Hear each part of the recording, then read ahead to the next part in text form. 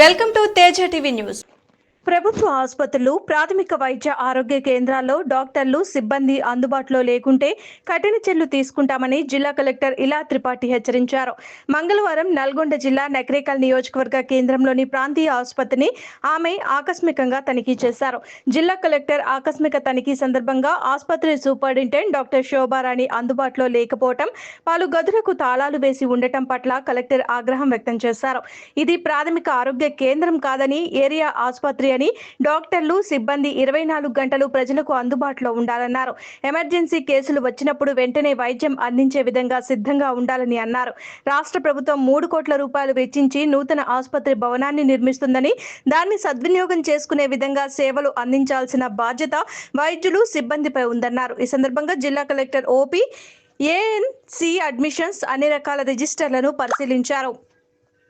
ఆసుపత్రి సమయ పట్టిక అడగటమే కాకుండా మంగళవారం ఎన్ని అడ్మిషన్స్ అయ్యాయని అడగ్గా డ్యూటీ డాక్టర్ మమత 31 అడ్మిషన్స్ అయినట్లు కలెక్టర్కు తెలిపారు.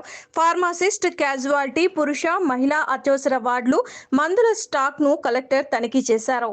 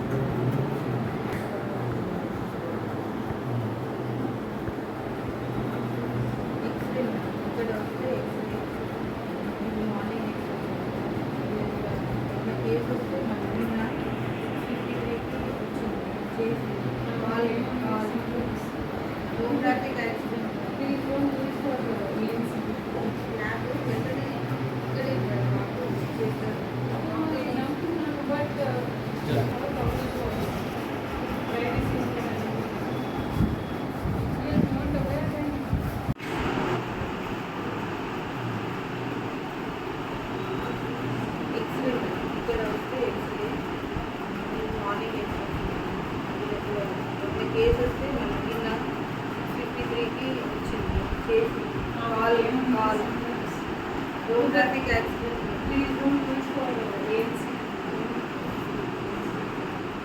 ఎక్స్రే చేయండి, ఓన్లీ ఆర్టీఏ కేసెస్ ల్యాబ్ వెంటనే ఇక్కడే ఉంటారు.